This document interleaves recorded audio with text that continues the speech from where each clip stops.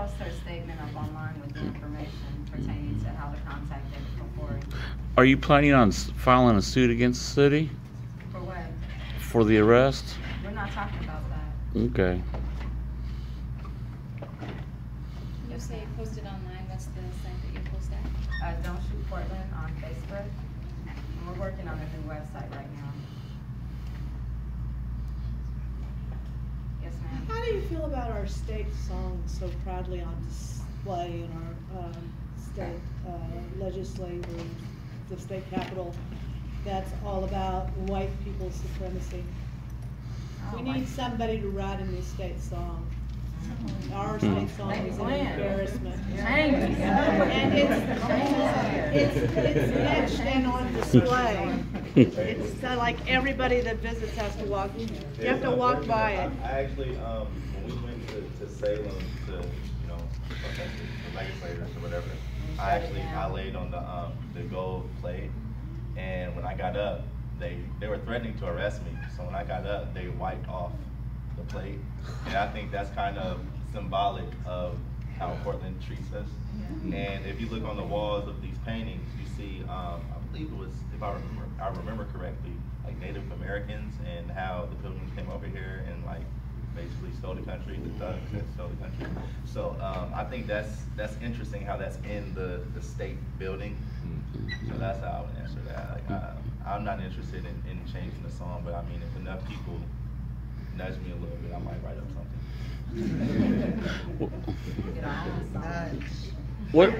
What events do you guys got planned for the next few days, and what times? Go ahead. On Thursday, tomorrow night, we are doing a vigil for the 18 and counting trans women, most of whom are black trans women, who have been murdered in this country. And we're doing this in collaboration with Trans Unity. And that's also on Facebook, so please come and bring people with you. It's gonna be 8 o'clock tomorrow night at Pioneer Square. And we're gonna be having a candlelight vigil, saying all of their names, talking about who they were, and discussing the importance of censoring the most vulnerable amongst us, which often are black trans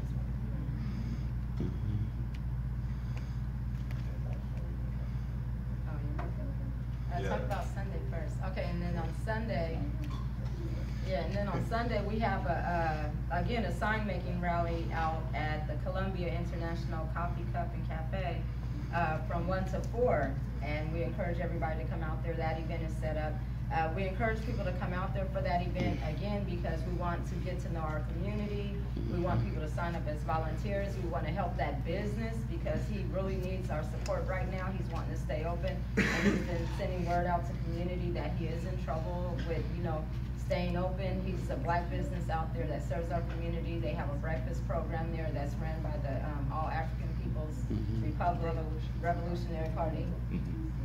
And so we want to make sure that they're able to continue that good work in that community because it's necessary. So come out on Sunday because it's in preparation of something that is happening and that we're not all confirming it, but they said we can actually talk about it. We can talk about it. And Teresa, did you say to bring donations of school supplies to that? School supplies to that one, and also the rally that we're having on Monday that Glenn is about to talk about. Yeah, so we're actually contacted by Wonderland. That's, for people that don't know, that's Jonelle Monet, artist Jonelle Monet, and Jadina Classic Man, if you heard it on the radio. They're actually coming to Portland for, they have a small music tour. They're meeting with all the Black Lives Matter organizations in each city. And so we actually, they reached out to us and they actually want to be a part of a rally and possibly a march on Monday at 1 p.m. at Dawson Park. And if you guys know, she wrote this song called "Hell You Talking About." Oh yeah. They've been doing the song at all of the different events across the country. She contacts the organizers because she's coming into town, And people like us that are good at organizing are able to put together events that not only serve the purpose of promoting our cause, but at the same time giving back to our community. So it's in partnership with an organization that's run through POIC that's called Giving Back or something, or doing our part. But I'll go ahead and make sure that that statement is online as well, because they're having a backpack rally. And so the school supplies that we're asking people to bring, the lady Linda, she has basically sent me the information, and we'll post that again on our Facebook page, Portland, Don't Shoot Portland. So, but the supplies and the event with her would be awesome. We're encouraging family members, community members who have lost their loved ones to violence to come to the sign making event on Sunday, so that we can work with you guys on building signage for your family members and getting a list of the names and making sure that you guys have time with this woman who's inspiring and encouraging all of us to continue the work that we're doing. You know, so everybody keep your fingers crossed on that. They're making their way as far as confirming how much time we'll have with her, but we will have time to shut shit down. Sorry, but we will. And that's what she's down with. She just connected with Sandra Bland's mom up in Chicago. And we just want to get her here because we believe that her being here is going to help increase the opportunity for community to come around. And with us doing the panels and then having everything happen with the political election and being an influence, I want people in Portland to realize the power that we have together to create a national blueprint for change in our country. Because when I go to these different conferences across the country, again, these are young leaders, but there's not a lot of civic leaders and there's not a lot of community leaders that are standing connected with them to help guide their agendas and their goals. And so what we're doing here with our intergenerational relationships and cross-connectional attitudes at our root causes, we're creating a blueprint that can be used and identified by different organizations. And that's what we've been contributing to the overall movement. You know, and so that is the right thing to do. And we're just encouraging Portlanders and really Oregonians to take part in that. Because history will show the value that you committed in this movement, and this is a human rights movement. It says Black Lives Matter because we know that in this world right now across the globe, they don't. We know that. We want to change that paradigm. And I would also would like to reach out to the families affected by police brutality, like the family of Key Notice and Kendra James, to actually come out to these events, and so we can let them know that we haven't forgot about them either, because at each and every one of our protests, we've chanted their names and kept their name alive. And there's your bell too. So yeah, man, I encourage the kids to come out because we care about the community. So this is a chance for the community to stand together, united, and let them know what's up. So is there going to be a March Sunday too, or?